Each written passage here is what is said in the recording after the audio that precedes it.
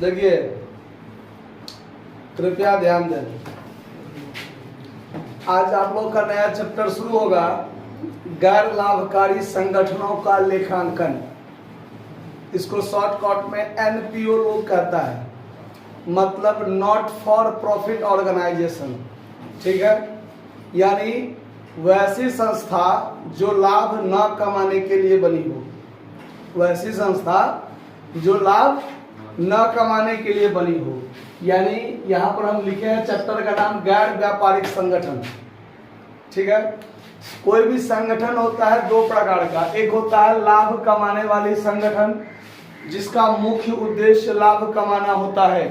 ठीक है, यानी वैसी संस्था जो लाभ कमाने के लिए बनी हो, वह संस्था लाभ कमाने वाली संस्था या ट्रेडिशनल ऑर्गेनाइजेशन, व्यापारिक संस्था कहलाती है।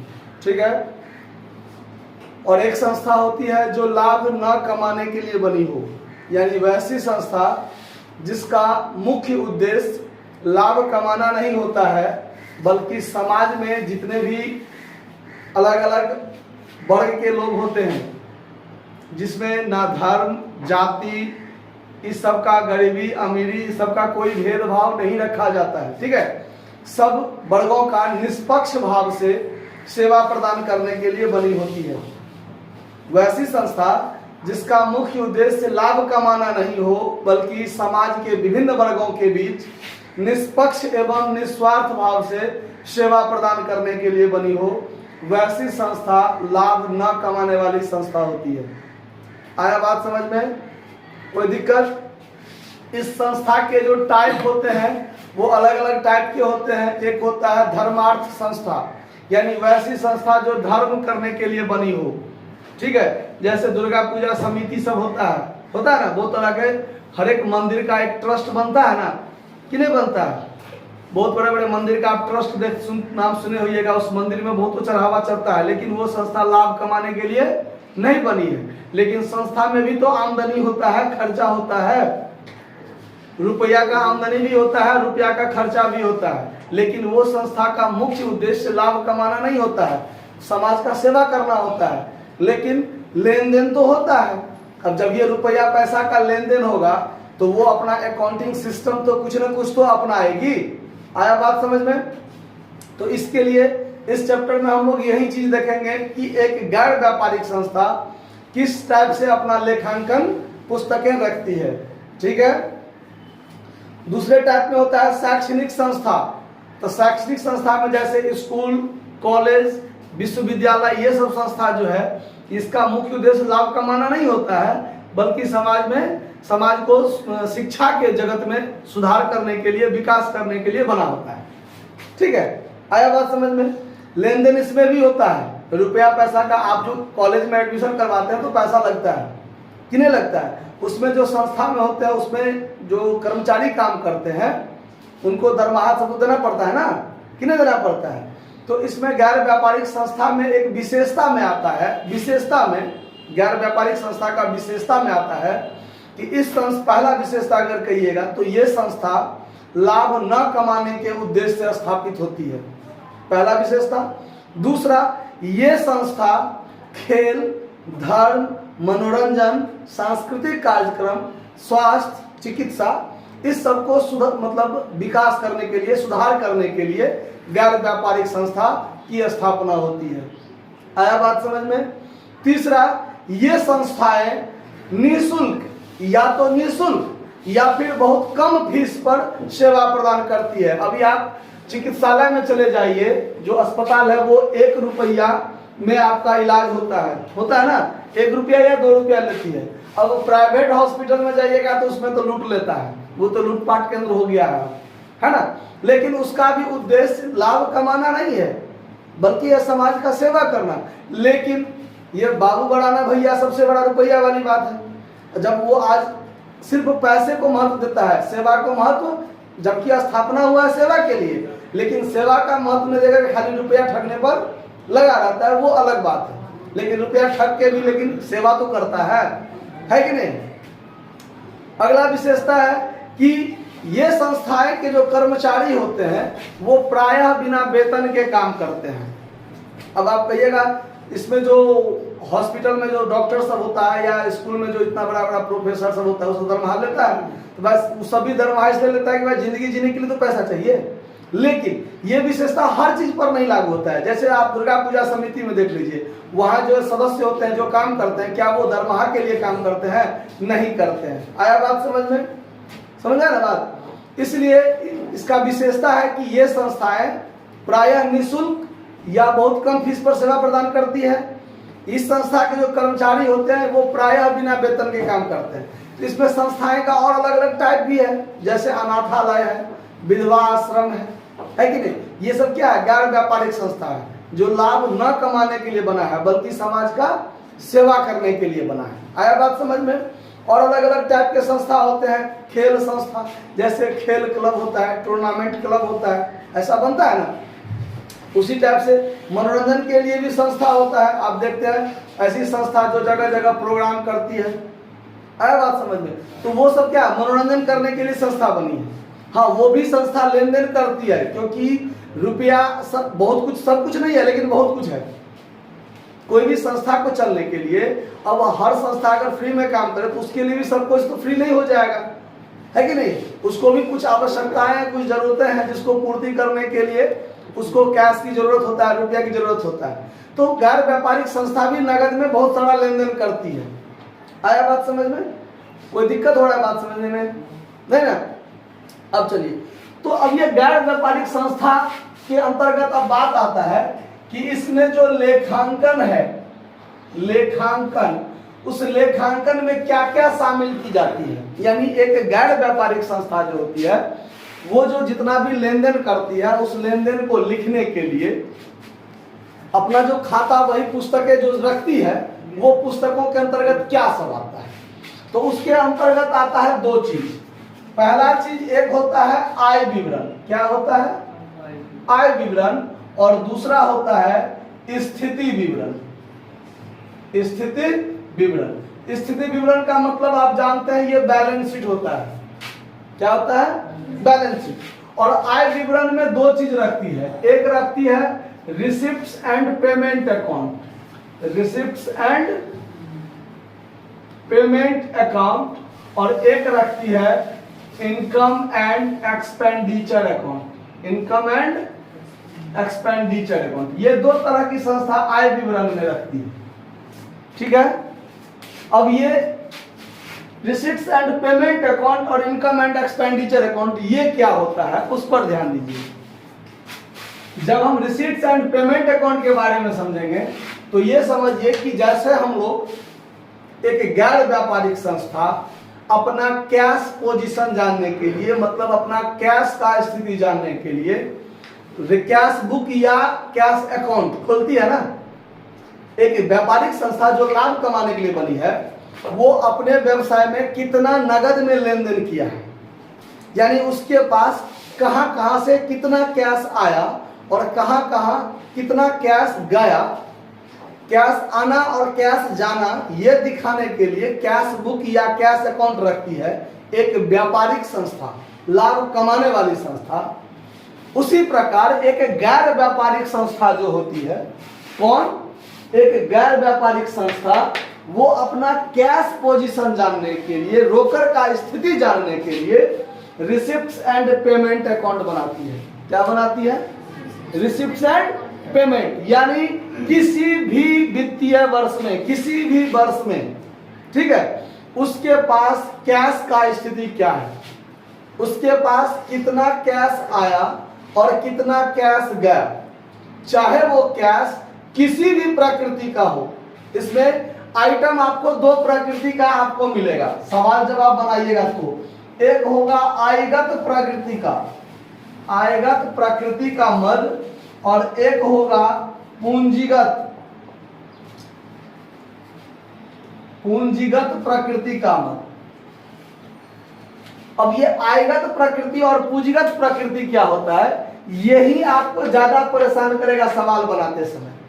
अगर ये चीज आप अगर पहचान लेते हैं कि आयगत प्रकृति का मद क्या होता है और पूंजीगत प्रकृति का मद क्या होता है, तो फिर सवाल आप आसानी से बना लीजिएगा। चाहे वो इनकम एंड एक्सपेंडिचर अकाउंट हो, चाहे वो रिसिप्ट एंड पेमेंट अकाउंट में। आया बात समझ में? क्योंकि जब सवाल आप बनाइएगा तो ये रिसिप्ट एंड पेमेंट अकाउंट से इनकम एंड एक्सपेंडिचर अकाउंट बनाना रहता है। अधिकतर सवाल इस टाइप का रहेगा। बहुत सारे टाइप है, आगे देखेंगे हम लोग। अभी सिर्फ समझते हैं ये आयगत प्रकृति का मद और पूंजीगत प्रकृति का मद क्या होता है। तो इसको आप इस तरह से समझिए कि आयगत प्रकृति का मद वैसा मद, अब इसमें आपको दो टाइप आ सकता है ना, एक होगा आय और एक होगा व्यय। यानी आयगत आय क्या है और आयगत व्यय क्या है। वैसे ही पूंजीगत प्रकृति में भी आएगा कि पूंजीगत आय क्या है और पूंजीगत व्यय क्या है। तो आयगत का मतलब मात्र समझ जाइए, आयगत प्रकृति के व्यय वैसे व्यय या खर्चा आमदनी ऐसे होते हैं जिसका परिणाम या जिसका प्रतिफल हमको एक वर्ष के भीतर ही मिल जाता है। एक वर्ष के भीतर ही मिल जाता है, जिसका परिणाम या प्रतिफल या जिसका फायदा या घाटा खर्चा जो कुछ भी एक वर्ष के भीतर उसका निराकरण हो जाता है, वो आयगत प्रकृति का मद होता है। ठीक। और पूंजीगत प्रकृति का मद होता है कि वैसे मद जिसका लेन देन एक वर्षों से अधिक कई वर्षों के लिए हो जाता है। अब इसमें इस टाइप से समझिए, पूंजीगत व्यय वैसा व्यय जो दीर्घकालीन संपत्ति को खरीदने के लिए किया जाए। इसमें एक वो बात आप याद रख लीजिए दिमाग में, वैसे व्यय, पूंजीगत व्यय के बारे में बता रहे हैं, वैसा व्यय जो अस्थाई संपत्ति को खरीदने के लिए, बनवाने के लिए, निर्माण करने के लिए या उसमें विस्तार करने के लिए उद्देश्य से अगर किया जाता है तो वैसा व्यय पूंजीगत व्यय होता है। सिर्फ और सिर्फ एक के बाद दिमाग में नोट कर लीजिए। जैसे खर्चा में आपको बहुत सारा खर्चा लगेगा, सैलरी दिया, मरम्मत व्यय करवाया, है कि नहीं, मेंटेनेंस चार्ज दिया, होनोरेरियम दिया, किसी को सैलरी दिया, इस सब टाइप से आया बात समझ में। और एक रहेगा फर्नीचर खरीदा, बिल्डिंग खरीदा, इस सब टाइप से। तो अस्थाई संपत्ति को खरीदने के लिए जब हम खर्च करते हैं, फर्नीचर खरीदा, इन्वेस्टमेंट खरीदा, तो ये सब क्या है, दीर्घकालीन संपत्ति है ना। तो अगर ऐसे संपत्ति को, जनरेटर खरीदा, गैर व्यापारिक संस्था जनरेटर खरीदा, पवेलियन का टूर्नामेंट क्लब होगा तो पवेलियन का निर्माण करवाया, ये सब क्या है, फिक्स एसेट्स है। आया बात समझ में? तो ऐसा खर्च जो दीर्घकालीन संपत्ति को खरीदने के लिए, निर्माण करने के लिए या उसमें सुधार करने के लिए, मरम्मत करने के लिए, अस्थाई संपत्ति में, चूंकि उसका हम रिपेयर कर रहे हैं तो वो दीर्घकाल के लिए हो रहा है ना, तो ये सब क्या होगा, पूंजीगत प्रकृति का मद होगा। और जो पूंजीगत प्रकृति का मद नहीं होगा वो आयगत प्रकृति का होगा। मतलब जो पूंजीगत व्यय नहीं होगा वो आयगत व्यय होगा। सिर्फ पूंजीगत व्यय समझ लीजिए, पूंजीगत व्यय समझ गए तो बाकी जो बचा सब आयगत है। ठीक है। अस्थाई संपत्ति को खरीदने के लिए, निर्माण करने के लिए जो हम व्यय करते हैं वो पूंजीगत व्यय। अब जो पूंजीगत व्यय नहीं है बाकी सब आयगत व्यय है। समझ में आया बात? कहीं दिक्कत इस बात को समझने में? उसके बाद अब आयगत आमदनी क्या है और पूंजीगत आमदनी क्या है, फिर इसमें भी वही शर्त लागू होगा। वैसा आमदनी जो आने वाले कई वर्षों तक हमको लाभ देगा, हमको फायदा देगा, वो होगा पूंजीगत प्रकृति का आमदनी। और जो पूंजीगत प्रकृति के आमदनी नहीं है वो सब आयगत प्रकृति के आमदनी। आया बात समझ में? जो निरंतर आवर्त रूप से घटता बढ़ता आता जाता रहता है वो हो जाएगा आयगत प्रकृति का मद। और जो एक मुश्त एक साथ कई वर्षों के लिए हम लगा देते हैं या आ जाता है वह हो जाता है पूंजीगत प्रकृति का मद। अब जैसे पूंजीगत आय में ध्यान दीजिए, पूंजीगत आय में, अब जैसे आपको इसमें आपको कहेगा life membership fee, life membership fee. अब ये क्या है, एक होता है मेंबरशिप फी, एक होता है मेंबरशिप फी। मान लीजिए ये हमारा एक गैर व्यापारिक संस्था है, इसमें हम लोग ये 25-30 आदमी मान लीजिए एक साथ संस्था में काम करते हैं। तो संस्था को जीवित रहने के लिए चंदा की जरूरत होता है, दान की जरूरत होता है, चूंकि ये तो गैर व्यापारिक संस्था है बात समझ में। तो अब मान लीजिए जो सदस्य है वो सदस्य भी अपना सदस्यता शुल्क देता है ना। तो हर साल हम लोग क्या करते हैं, मेंबरशिप फी देते हैं। अब ये मासिक आधार पर भी हो सकता है कि हर एक महीना 5 रुपया दीजिए तो साल में 60 रुपया हुआ, या सालाना एक के बार आप दे देते हैं तो 50 रुपया दीजिए। तो या तो सालाना रूप से हर साल देते हैं संस्था में, या फिर मासिक आधार पर देते हैं संस्था में। तो ये जो सदस्यता शुल्क हुआ ये हर साल मिलता है ना, हर साल मिलता है ना। तो ये आयगत प्रकृति का आमदनी हुआ सदस्यता शुल्क। लेकिन अगर इसी में लाइफ मेंबरशिप फी लगा दे, मतलब आजीवन सदस्यता शुल्क, कोई ऐसा सदस्य था जो पूरे जीवन के लिए एक बार में ही दे दिया, अब मान लीजिए 60 रुपया सालाना होता है तो 10 साल का कितना हो जाएगा, 600 रुपया, 20 साल के लिए 1200 रुपया। अब कोई अब कहा दिया कि यदि आप 1000 दे देते हैं तो ये आपका लाइफ मेंबरशिप फी हो गया। आप 1000 दे दीजिए एक मुश्त और आराम से पूरे जिंदगी के लिए आप इसके सदस्य हो जाएंगे।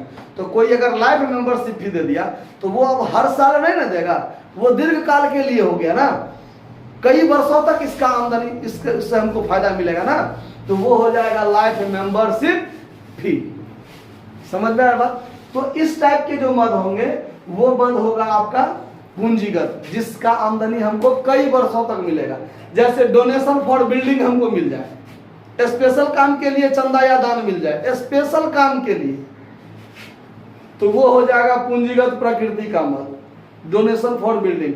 या कोई स्पेशल चंदा हो जाए, जैसे सवाल में रहेगा राज्यपाल की पार्टी के लिए विशिष्ट चंदा, तो ये स्पेशल काम के लिए चंदा हो गया ना, तो ये पूंजीगत प्रकृति का मद हो जाएगा। और जो जनरल चंदा है, जनरल दान है, ये क्या हो जाएगा, आयगत प्रकृति का। समझ में आया बात, कोई दिक्कत इस बात को समझने में। तो आयगत और पूंजीगत में तो कंफ्यूजन नहीं होगा, और जब हम लोग सवाल पर देखेंगे उस समय में और क्लियर हो जाएगा बात। अभी तो सिर्फ दिमाग में थ्योरी आया है, जब प्रैक्टिकल बनाइएगा तो और ज्यादा बात दिमाग में आएगा। अब आगे ध्यान दीजिए इसमें क्या है। अभी हम लोग सबसे पहले चर्चा करेंगे रिसीट्स एंड पेमेंट अकाउंट पर। किस पर? यही दो चीज मेन होता है समझना, रिसीट्स एंड पेमेंट अकाउंट, और एक होगा इनकम एंड एक्सपेंडिचर अकाउंट। ठीक है, इसी में दो चीज आपको गौर से समझना है, इनकम एंड एक्सपेंडिचर और रिसीट्स एंड पेमेंट अकाउंट में क्या होता है नहीं होता है। ये जो प्राप्ति भुगतान खाता है ये नगद आधार पर बनता है। किस आधार पर बनता है? यानी हमारे पास, हमारे संस्था में नगद रुपया आना और नगद रुपया जाना, सिर्फ नगद, क्योंकि ये रिसीट एंड पेमेंट अकाउंट में सिर्फ नगद लेन देन लिखे जाते हैं। कौन कौन लेन देन? सिर्फ नगद लेन देन लिखे जाते हैं। इसमें कोई उधारी नाम का चीज नहीं होगा। कैसे मद लिखे जाते हैं? सिर्फ नगद लेन देन, उधारी वाला कुछ नहीं। नगद वाला जो भी हो, जैसा भी हो, जहां का भी हो, इस वर्ष का हो, पिछले वर्ष का हो, अगले वर्ष का हो, किसी भी वर्ष का हो, लेकिन नगद में आना चाहिए। समझ में आया बात? तो प्राप्ति भुगतान खाता में क्या होगा? सिर्फ नगद लेन देन होगा। ठीक है। दूसरी बात इसमें क्या होगा, इसमें किसी भी वर्ष का नगद लेन देन, किसी भी वर्ष का नगद लेन देन लिखा जाता है। मतलब प्राप्ति भुगतान खाता में अगर नगद में प्राप्ति हमको पिछला साल वाला हुआ है तो भी प्राप्ति भुगतान में लिखा जाएगा। अगर नगद में लेन देन वर्तमान वर्ष वाला हुआ है तो भी प्राप्ति भुगतान खाता में लिखा जाएगा। अगर नगद में लेन देन अगले वर्ष के लिए हुआ है तो भी प्राप्ति भुगतान खाता में लिखा जाएगा। आया बात समझ में? उसके बाद तीसरा, इसमें आयगत या पूंजीगत किसी भी प्रकृति का मद लिखा जाता है। मतलब प्राप्ति भुगतान खाता में आप आयगत प्रकृति का लेन देन करते हो या पूंजीगत प्रकृति का लेन देन करते हो, लेकिन सिर्फ नगद में होना चाहिए, उधारी वाला बात नहीं। पहला ही शर्त है कि सिर्फ नगद होना चाहिए, उधारी वाला बात प्राप्ति भुगतान खाता में नहीं होगा। तो इसमें आयगत और पूंजीगत किसी भी प्रकृति का मद हो लेकिन नगद में हो, किसी भी वर्ष का लेन देन हो, अगला पिछला वर्तमान किसी भी वर्ष का हो लेकिन नगद में हो, तो प्राप्ति और भुगतान खाता में लिखा जाए। आया बात समझ में? चौथा बात, इसके डेबिट में प्राप्ति और क्रेडिट में भुगतान लिखे जाते हैं। मतलब प्राप्ति भुगतान खाता के डेबिट में प्राप्ति यानी प्राप्ति कैसा, सिर्फ नगद, चाहे किसी भी वर्ष का हो, चाहे आयगत हो या पूंजीगत, प्राप्ति सिर्फ प्राप्ति डेबिट में लिखाएगा, भुगतान क्रेडिट में लिखाएगा, लेकिन सिर्फ नगद होना चाहिए, चाहे वो किसी भी वर्ष का हो, चाहे वो आयगत या पूंजीगत प्रकृति का हो, लेकिन भुगतान हो तो प्राप्ति भुगतान खाता के क्रेडिट साइड में लिखा जाता है। आया बात समझ में? कोई दिक्कत? पांचवा, इस खाता का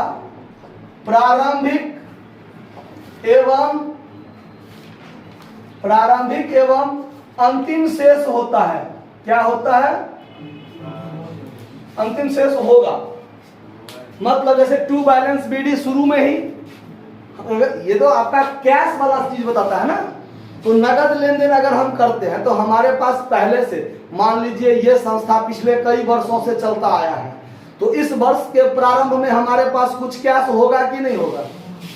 और जब हमारे पास और कहीं से कैश आएगा, अंत में हम कहीं बहुत सारा कैश खर्च किए हैं, तो अंत में कुछ कैश बचा हुआ भी हो सकता है। तो इसीलिए इस खाता का प्रारंभिक एवं अंतिम शेष होगा। आया बात समझ में? कोई दिक्कत? छठा, इस सभी बातों का एक सारांश है कि यह खाता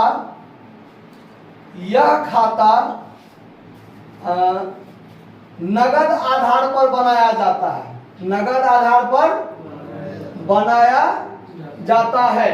और एक चीज और यहां लिख देते हैं सातवां में, यह एक वास्तविक खाता है। कौन खाता है? ऑब्जेक्टिव में यह बात पूछते रहता है कि प्राप्ति भुगतान खाता कौन सा खाता है। तो चूंकि प्राप्ति भुगतान खाता नगद आधार पर बनाया जाता है ना, और ये नगद शेष को बताता है ना, तो इसीलिए यह एक क्या है? वास्तविक खाता है। इतना बात आपको प्राप्ति भुगतान खाता के बारे में ध्यान रखना है, और इस पर आप मिलाकर ढेरों बात आप लिख सकते हैं। अब तो हम अभी तक हम अंतर दिखा रहे हैं। अगर आपसे पूछ दे कि प्राप्ति भुगतान खाता से आप क्या समझते हैं, अगर ऐसा पूछ दे, तो आप इसी बातों को कैसे लिखिएगा, ध्यान से सुनिए। जिस प्रकार एक व्यापारिक संस्था अपना रोकड़ स्थिति जानने के लिए रोकड़ खाता बनाती है, उसी प्रकार एक गैर व्यापारिक संस्था अपना रोकड़ स्थिति जानने के लिए प्राप्ति एवं भुगतान खाता बनाती है। ये मेन लाइन हो गया। उसके बाद इस खाता में सिर्फ नगद लेन देन लिखे जाते हैं, चाहे वह लेन देन किसी भी वर्ष का हो, लेकिन नगद में होना चाहिए। इसमें आयगत एवं प्राकृतिक दोनों प्रकार के मदों लिखे जाते हैं। इसके डेबिट पक्ष में प्राप्ति और क्रेडिट पक्ष में भुगतान लिखा जाता है। इस खाता का प्रारंभिक एवं अंतिम शेष होता है। यह चूंकि यह नगद आधार पर बनाया जाता है, इसीलिए यह एक वास्तविक खाता है। आप इस टाइप से मिलाकर पूरा बात क्या कर सकते हैं, लिख सकते हैं। बस ये पॉइंट याद आना चाहिए, याद रहना चाहिए। तो आपको अगर प्राप्ति भुगतान खाता और आईडीआई खाता में अंतर पूछेगा तो यही पॉइंट आपको लिखना है। तो ये तो समझा दिए, इसमें समझ में आया बात? कहीं दिक्कत है प्रभास कुमार? कहीं कोई दिक्कत किसी को?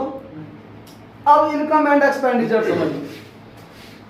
चूंकि सवाल में प्राप्ति भुगतान खाता, आपको जो लॉन्ग टाइप सवाल होगा उसमें प्राप्ति भुगतान दिया रहेगा, कुछ एडजस्टमेंट दिया रहेगा और कहेगा इससे आपको आय व्यय खाता बनाइए, जब आप प्रैक्टिकल बनाइएगा तब। वैसे शुरुआत में और फंड सबका कैलकुलेशन वाला भी है, चंदा का कैलकुलेशन वाला भी है, तो सब समझाएंगे, पहले इधर ध्यान दीजिए।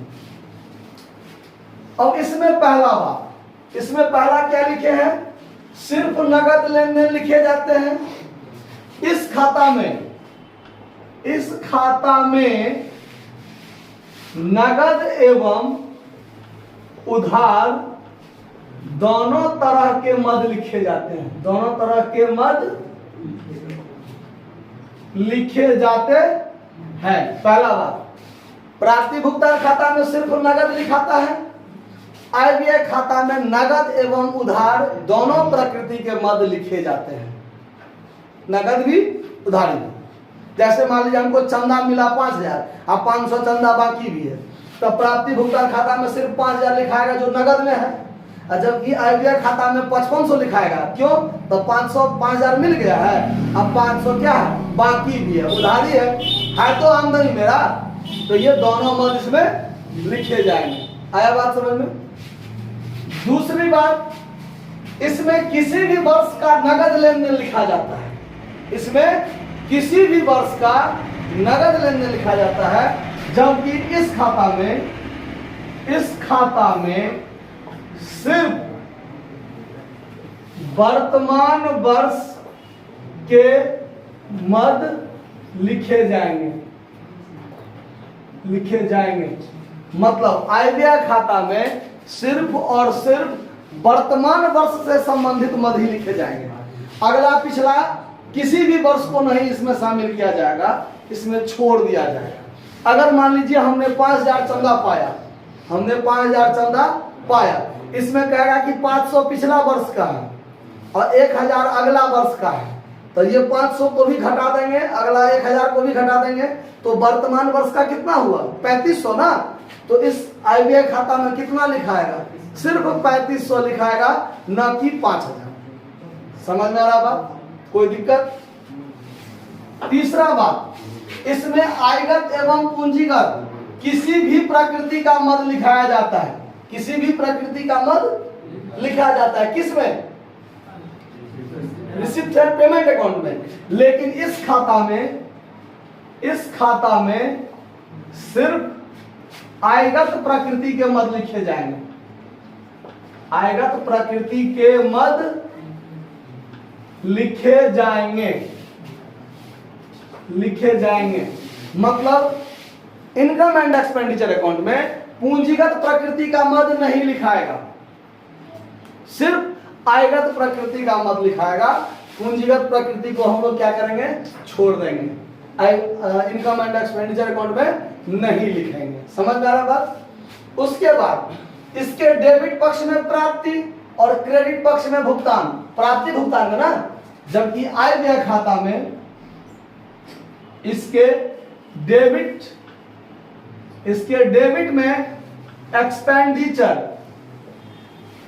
एंड क्रेडिट में इनकम लिखे जाएंगे।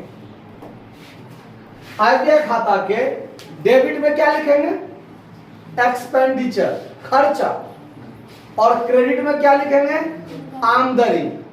समझ में आ रहा बात? पांचवा में इस खाता का प्रारंभिक एवं अंतिम शेष होगा, यहां लिखेंगे इस खाता का प्रारंभिक एवं अंतिम शेष नहीं होगा, अंतिम शेष नहीं होगा। आया बात समझ में? इस खाता में प्रारंभिक एवं अंतिम शेष नहीं होता है, लेकिन इसमें होता क्या है, तो दोनों साइड का जो अंतर आएगा घटा के, वो अधिक या कमी होगा। क्या होगा?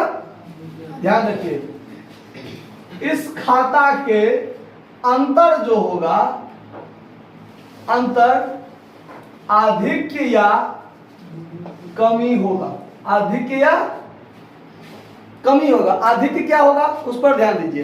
क्रेडिट साइड में इनकम लिखाता है और डेबिट साइड में खर्चा लिखाता है। अगर क्रेडिट वाला आमदनी वाला आइटम ज्यादा हो गया, अमाउंट ज्यादा हो गया, खर्चा वाला आइटम कम हो गया, तो अंतर की राशि जो होगा, मतलब आमदनी ज्यादा हुआ ना तो अंतर अधिक कहलाएगा। अगर आमदनी कम हुआ, खर्चा ज्यादा हुआ, तब जो अंतर की राशि आएगा वो कमी होगा। आ रहा बात समझ में? उसके बाद यह खाता उपार्जन आधार पर बनता है, उपार्जन आधार पर बनता है। इसमें क्या था, यह खाता नगद आधार बनता है। नगद मतलब सिर्फ नगद लेन देन, सिर्फ नगद लेन देन। और यह खाता उपार्जन आधार बनता है। उपार्जन मतलब हम अर्जित कर लिए हैं, प्राप्त नहीं हुआ है कोई बात नहीं, लेकिन हमारा अर्जन तो हुआ है। तो इसीलिए यह खाता जो है उपार्जन आधार पर बनता है। इसीलिए इसमें नगद और उधार दोनों प्रकृति का मद लिखा जाता है। समझ में आ रहा बात? समझ रहे हैं ना कि कहीं दिक्कत हो रहा है? इन्हें सत्यनारायण भगवान का कथा चल रहा है, पता नहीं चल रहा है क्या हो रहा है, कोई दिक्कत नहीं है? चलिए आगे देखते हैं। 8 में यह खाता नाम मात्र खाता है। यह खाता कौन खाता है? नाम मात्र खाता है। चूंकि इसमें आय और व्यय, आमदनी और खर्चा ये चीज दिखाता है ना। अब चूंकि ये आमदनी और खर्चा दिखाता है तो ये कौन सा खाता होगा? नाम मात्र खाता। इस बात को समझने में कहीं कोई दिक्कत नहीं ना? दिक्कत है तो इसको आपको छापना तो है नहीं, मिटा दे।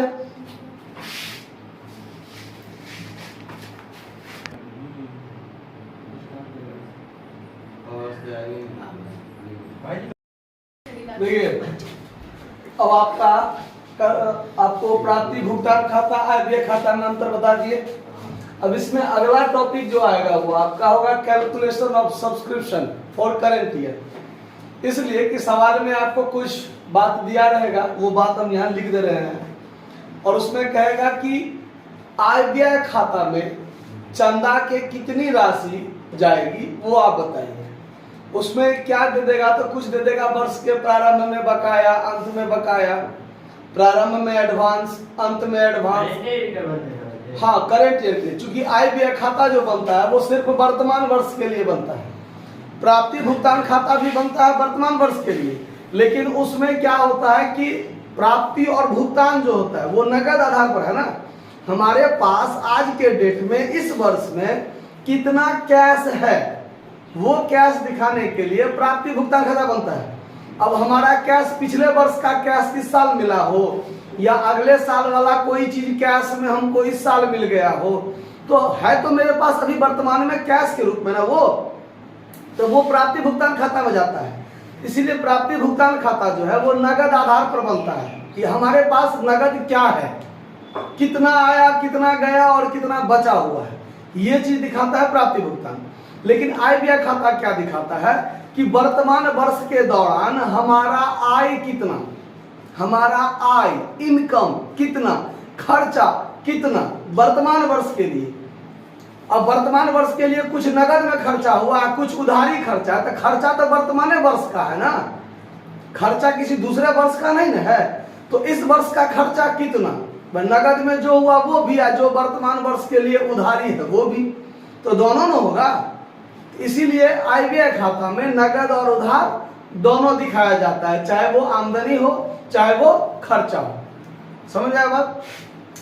तो अगला सवाल में आपको एक टॉपिक रहेगा कि वर्तमान वर्ष के लिए चंदे से आय की गणना कीजिए।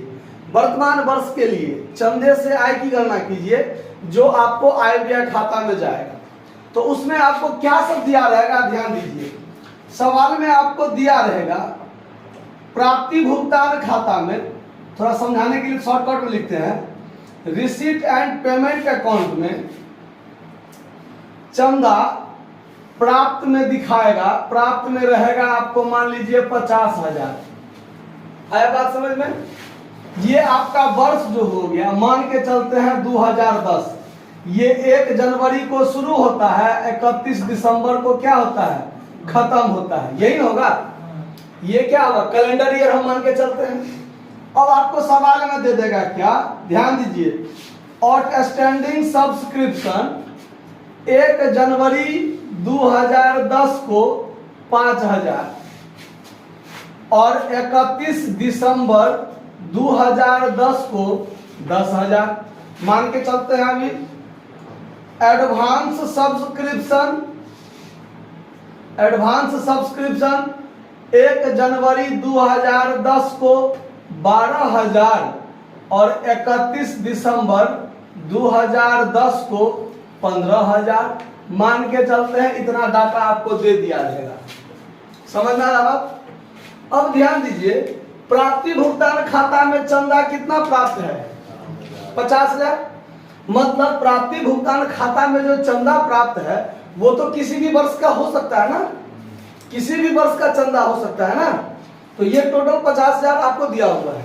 आपको इतना डाटा से निकालना है कि वर्तमान वर्ष के लिए चंदे की कितनी राशि होगी, वर्तमान वर्ष के लिए चंदे से कितनी राशि होगी। तो इसका कैलकुलेशन कैसे होगा, ध्यान दीजिए।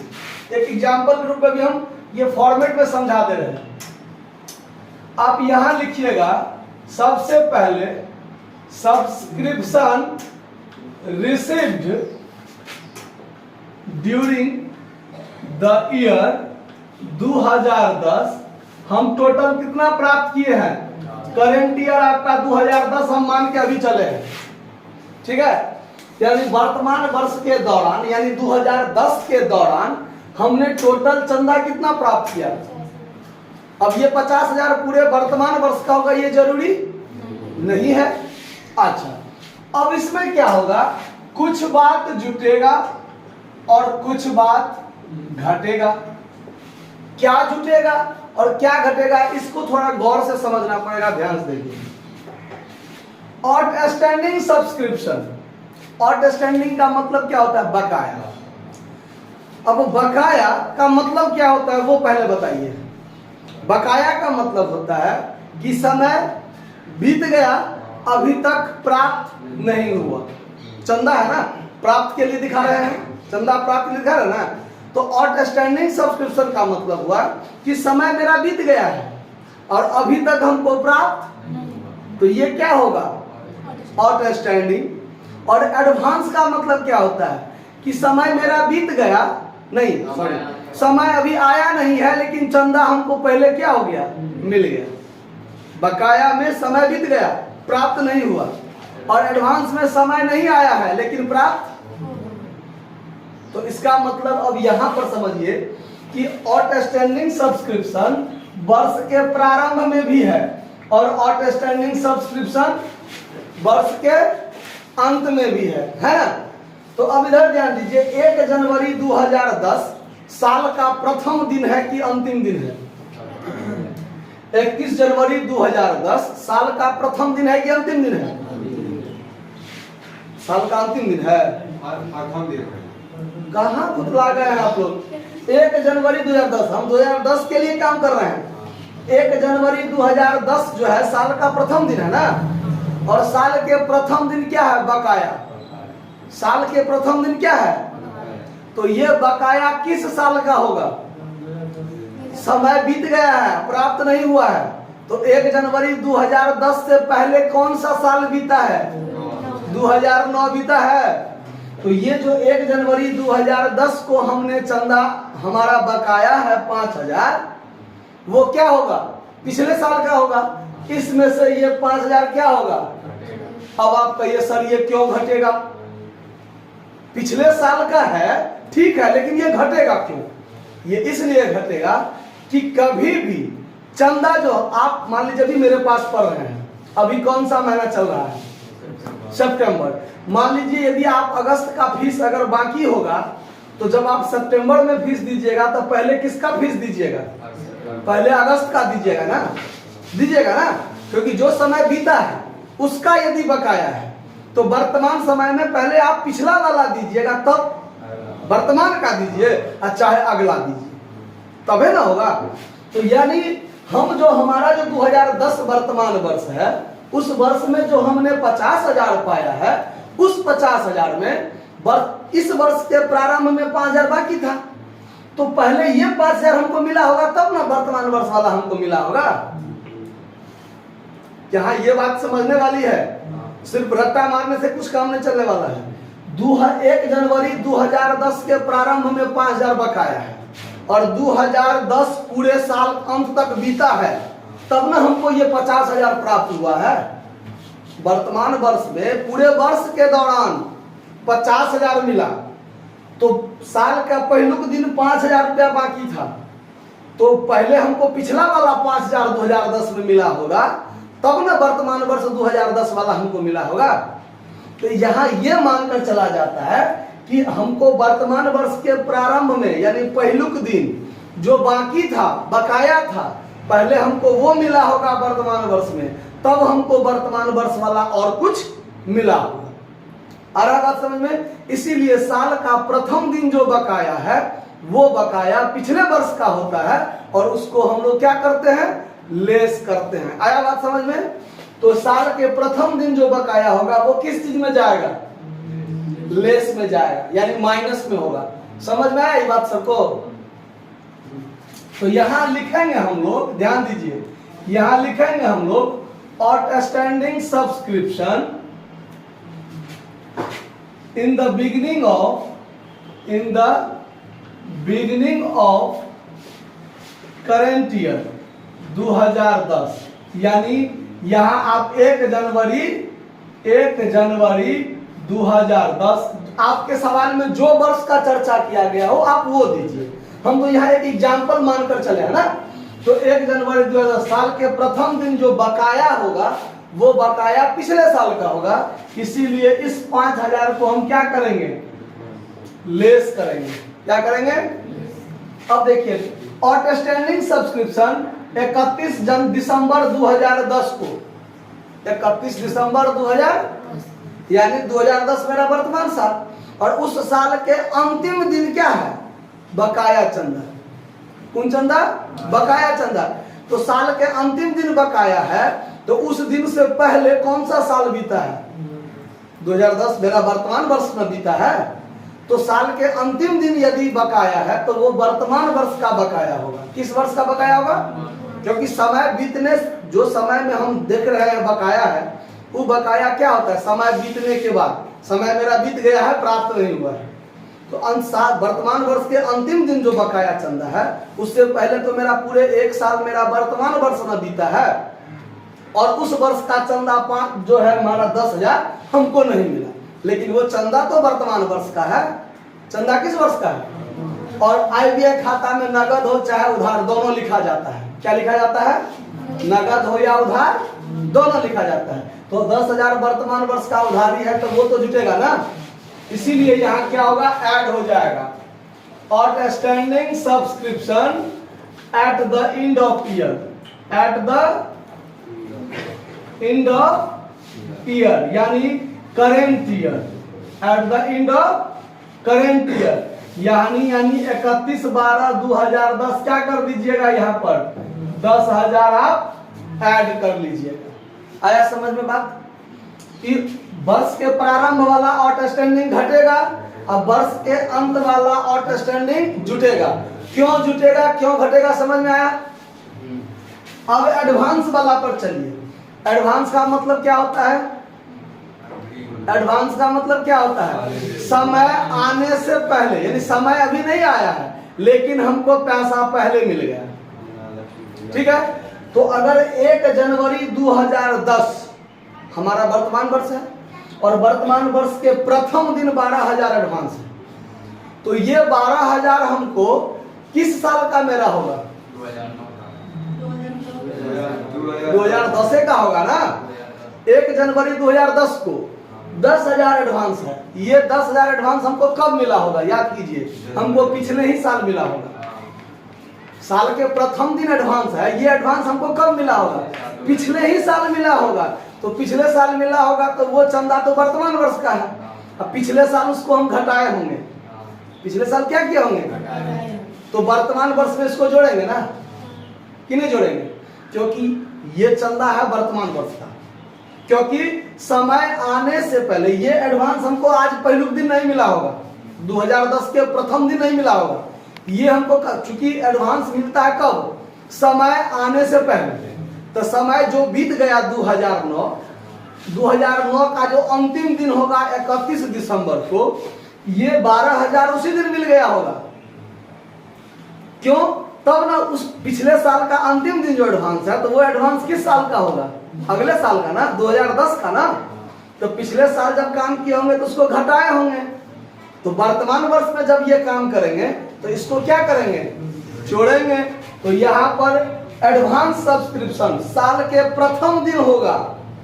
उस वर्ष, जिस वर्ष के लिए हम कैलकुलेशन करेंगे, उस वर्ष के लिए प्रथम दिन जो होगा हमारा एडवांस सब्सक्रिप्शन, वो हमारा वर्तमान वर्ष का होगा। किस वर्ष का? तो उसको क्या करेंगे हम? यहाँ पर ऐड करेंगे। तो लिखेंगे advance subscription in the beginning of year, in the beginning of current year, यानी 1 जनवरी 2010। कितना रुपया है? इसको हम जोड़ेंगे। अब देखिए एडवांस सब्सक्रिप्शन 31 दिसंबर 2010 को, यानी हमारा वर्तमान वर्ष के अंतिम दिन एडवांस है। ये जो हमारा वर्तमान वर्ष है, उस वर्ष के अंतिम दिन एडवांस है। तो एडवांस कब होता है? समय आने से पहले। तो आज 2010 हमारा अंतिम दिन है और हमको एडवांस मिला, तो ये एडवांस किस वर्ष का होगा? 2011 का होगा। तो 2011 वाला इस वर्ष तो नहीं जोड़ना है, उसको क्या कर लेंगे? घटा लेंगे। तो इसीलिए इसको घटाया जाएगा।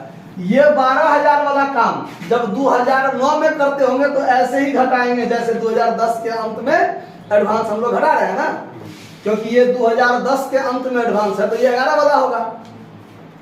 तो इस वर्ष इसको घटा रहे हैं, तो जब 2011 का काम करेंगे तो इसको क्या करेंगे? जोड़ेंगे। तो वैसे ही 12,000 को हम क्या कर रहे हैं? जोड़ रहे हैं। जोड़ रहे हैं ना, वर्ष के प्रारंभ वाला यहाँ पर जोड़े हैं ना। वैसे ही इस 15,000 को जब हम 11 के लिए काम करेंगे तो जोड़ेंगे, लेकिन हमको 15 साल का तो काम नहीं करना है, हमको 21 साल का काम करना है ना, इसीलिए। तो एडवांस सब्सक्रिप्शन 31 दिसंबर 2010 को है, मतलब वर्तमान वर्ष के अंतिम दिन एडवांस है। तो ये एडवांस अगले वर्ष का है, इसीलिए उसको क्या करेंगे? और ये हमको प्राप्त हो गया है, ये हमको प्राप्त हो गया है, इसीलिए इसको क्या करते हैं? घटाते हैं। Advance subscription at the end of current year, at the end of current year. क्या तारीख को? 31/12/2010 को। कितना? 15,000। इसको घटा लेंगे तो हमारा जो काम होगा वो 50, 10, 60, 10, 70, 2 72,000 टोटल। अब 72,000 में से 20,000 घटा दीजिए तो 52,000। ये 52,000 हुआ हमारा करेंट ईयर के लिए सब्सक्रिप्शन। किसके लिए सब्सक्रिप्शन? यहाँ हम लिखे हैं calculation of subscription for current year, यानी हम करेंट ईयर के लिए सब्सक्रिप्शन मेरा कितना होगा, हमको वो कैलकुलेशन करना है। तो करेंट ईयर वाला नगद में कितना मिला और करेंट ईयर वाला उधारी कितना है, ये दोनों को एक साथ रखेंगे। इसीलिए हम यहाँ पर प्राप्ति भुगतान खाता में कितना प्राप्त किया? 50,000। वो तो ऑलरेडी प्राप्त हुआ है नगद नारायण में, उसमें उधारी वाला बात तो नहीं होता है। तो 50,000 वो हुआ। वर्तमान वर्ष के अंत में है बकाया, तो ये साल जो बीता है उसके अंत में बकाया है। तो साल के अंत में बकाया है तो इसी वर्ष का बकाया होगा ना, तो बकाया को जोड़ लिए। साल के प्रथम दिन एडवांस है, साल के प्रथम दिन एडवांस है। ये एडवांस पिछले ही साल मिला होगा, तो पिछले साल घटाए होंगे, वर्तमान वर्ष में क्या करेंगे? तो वर्तमान वर्ष के प्रारंभ वाला एडवांस को क्या करते हैं? जोड़ते हैं। तो ये दोनों बात उसमें जोड़ा जाता है। घटाने वाला बात में बकाया चंदा वर्ष के प्रारंभ में, बकाया चंदा वर्ष के प्रारंभ में, in the beginning of year, साल के प्रारंभ में यदि बकाया है तो ये बकाया पिछले साल का है, तो पिछले साल तो इसको जोड़े होंगे, इस साल इसको घटाएंगे। क्योंकि वो पिछले साल प्राप्त नहीं हुआ था, लेकिन था पिछले साल का, तो जोड़े होंगे। और ये 5,000 इस साल मिला है लेकिन इस साल का नहीं है, इसीलिए इसको क्या करेंगे? घटा लेंगे। आया बात समझ में? Advance subscription at the end of current year, साल के अंत में एडवांस है, तो ये एडवांस हमको मिल गया है, लेकिन ये इस वर्ष का नहीं है, अगले साल का है, इसीलिए उसको क्या कर लेंगे? घटा लेंगे। तो इस टाइप से आपको दिमाग लगाना है, तो आपका ये कैलकुलेशन आसानी से हो जाएगा। समझ में आ रहा बात? इसमें कोई दिक्कत नहीं ना? तो इसको आप नोट कीजिएगा। नोट क्या कीजिएगा, थ्योरी में सब लिखा रहेगा, इसको आप देख लीजिए। देखिए, और अगला चीज इसमें आपको क्या कैलकुलेशन करने के लिए मिलेगा, ठीक है ना? हाँ, अब ध्यान दीजिए, अगला चीज क्या है इसमें कैलकुलेशन करने की आपको जरूरत होगा, calculation of fund. Calculation of special fund, कोई भी, जैसे टूर्नामेंट फंड कह सकता है, मैच फंड कह सकता है, पवेलियन फंड कह सकता है, ऐसा ऐसा बहुत सारा चीज का कैलकुलेशन करने के लिए कह सकता है। तो फंड क्या होता है कि स्पेशल काम के लिए जो फंड मिलता है वो फंड स्पेशल काम में खर्चा होगा, और उस फंड से यदि कुछ आमदनी आ रहा है तो उसी फंड में वो जुटेगा। जैसे भी हम आपको एक एग्जांपल देके बताते हैं, calculation of match fund. Calculation of, यहां पर आपका और कुछ भी रह सकता है, बहुत कुछ रह सकता है कहने के लिए, match fund, pavilion fund, prize fund, ठीक है, अलग अलग। यहां पार्टिकुलर समझ लीजिए यहां ही। अब एग्जांपल देखिए, हम एक लेते हैं, प्रारंभ में हमारे पास मैच फंड पहले से है, हमारे पास मैच फंड 50,000 पहले से है। सवाल में रहेगा, हमारे पास मैच फंड पहले से 50,000 है, हमने उस मैच फंड को क्या किया, तो ब्याज पर लगा दिया। किस पर लगा दिया? ब्याज पर। तो उससे हमको कुछ इनकम आ गया, उससे हमको क्या आ गया, कुछ, यानी यहां लिख देते हैं interest on match fund investment, हमको 5,000 मिला। मतलब ये जो 50,000 मैच फंड था ना, हम उसको कहीं पर ब्याज पर लगा दिए। कहाँ लगा दिए? ब्याज पर लगा दिए। अगर इस पैसा 50,000 को आराम से एक बक्सा में बंद करके फ्रिज में रख देंगे, है कि नहीं, तो उससे कुछ बढ़ने वाला है? अरे फ्रिज का मतलब फ्रिज में नहीं, मैं ट्रंक में कहीं पर, तिजोरी में कहीं पर रख देंगे मान लीजिए, तो उससे पैसा बढ़ने वाला नहीं ना है। लेकिन उस पैसा को यदि हम कहीं ब्याज पर लगा देते हैं, किसी जरूरतमंद को हम ब्याज पर दे देते हैं, तो फिर उससे हमको कुछ इंटरेस्ट आएगा, तो वो फंड 50,000 से बढ़ेगा ना। तो वहां पर हम ब्याज पर लगा दिए, इन्वेस्ट कर दिए, तो हमको 5,000 रुपया उससे क्या हुआ, ब्याज पर मिला। ठीक है, उसके बाद सेल्स ऑफ मैच टिकट,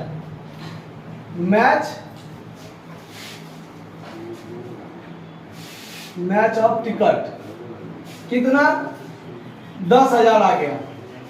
यानी हमने जो मैच का इवेंट करवाया, मतलब मैच करवाया, तो उसका जो टिकट बिका उससे हमको 10,000 रुपया आया।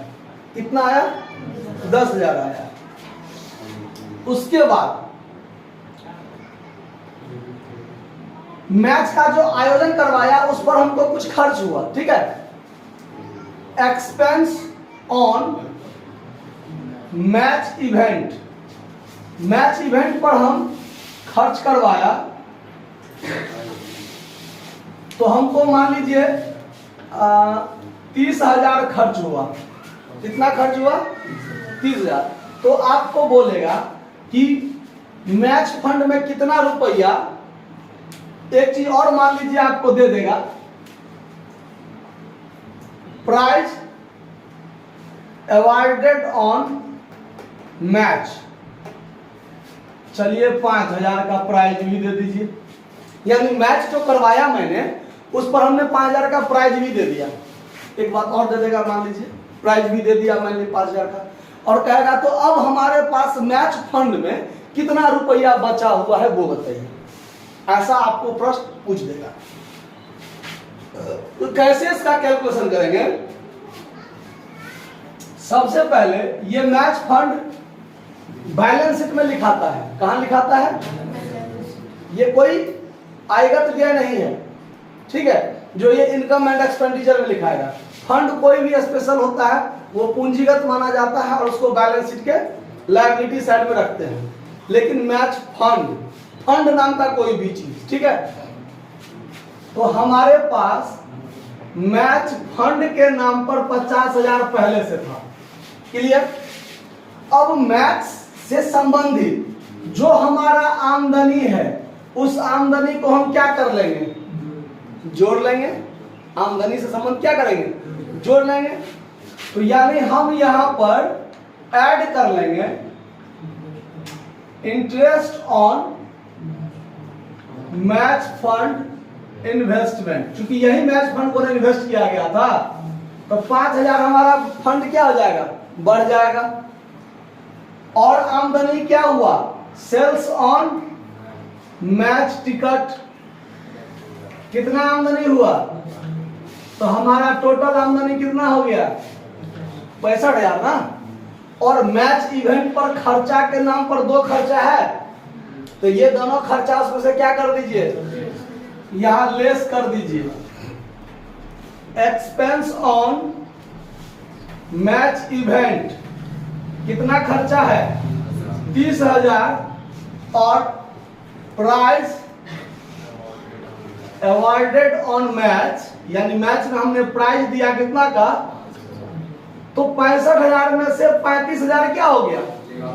खर्च हो गया। तो हमारे मैच फंड में कितना रुपया बचा? ये हो गया आपका वास्तव में मैच फंड, जो आपका कहां चला जाएगा? बैलेंस शीट में जाएगा। आया समझ में? कभी कभी इसका उल्टा बात भी हो सकता है। कैसे? ये बात तो समझ में आ गया कि फंड में अगर ज्यादा रहा और खर्चा हुआ और ये मैच से संबंधित खर्चा हुआ, तो उसी फंड में से ये खर्चा होगा, वो खर्चा कहीं अलग से नहीं दिखाया जाएगा। ठीक है?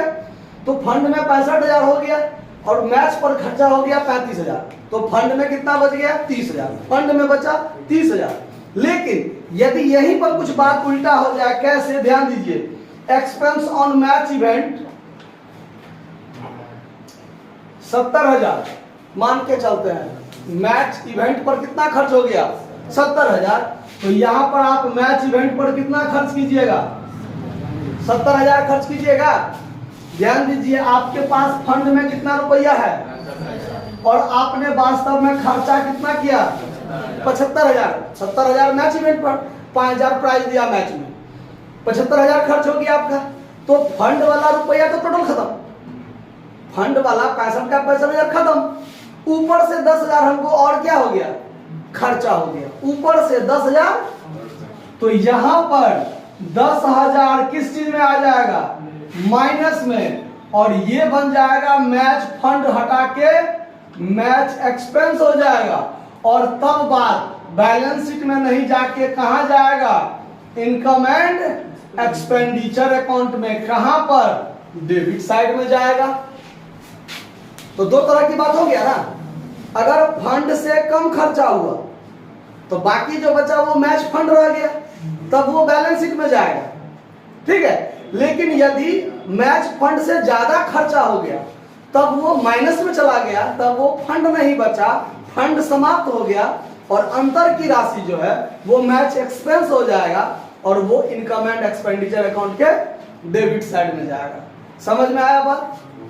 हर एक सवाल में कैलकुलेशन ऐसे ही होगा, चाहे वो मैच फंड हो, प्राइज फंड हो, पवेलियन फंड हो, जो भी फंड हो, या प्राइज सब ऐसे, टूर्नामेंट फंड हो, कैलकुलेशन ऐसे ही होगा।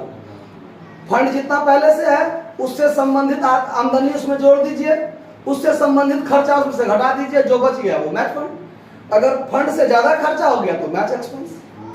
क्लियर? समझ में आया बात? इसको नोट तो नहीं करना है।